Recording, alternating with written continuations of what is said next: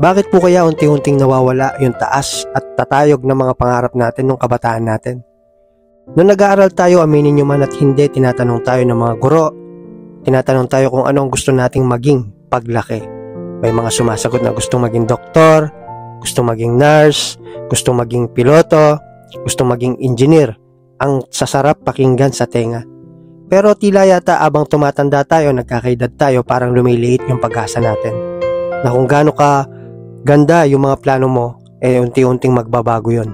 Babaguhin yun ng panahon. Dahil sa pagtanda natin, marirealize natin na hindi ganun kadali ang pag-abot sa mga pangarap.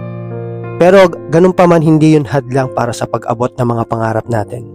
Kagaya ko, akala ko imposible. Pero pwede kong gawin palang posible. Maniwala ka lang, balikan mo lang yung mga pangarap mo nung kabataan mo. Kung nakaya ng iba, kaya mo rin.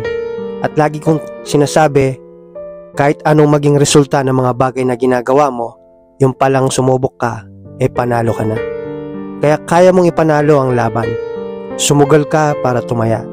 Ang pagkakaiba ng sugal, ang sugal, pag natatalo ka na, pwede kang huminto. Pero sa tunay na buhay, kung susugal ka at natatalo ka na, hindi ka pwedeng huminto.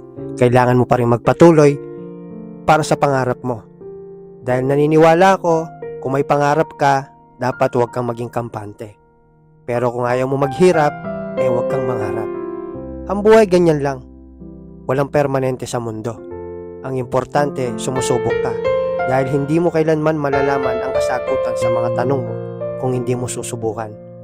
Walang imposible at wala ring madaling paraan para maabot mo yung pangarap mo. Madapa ka man, tayo ulit at umulit ulit. Mapagod ka man, itulog mo lang yan. Kinabukasan, subok ulit. Ganyan lang ang buhay, guys. Iwala lang at balang araw maniwala ka, hindi mo namamalayan na ando doon.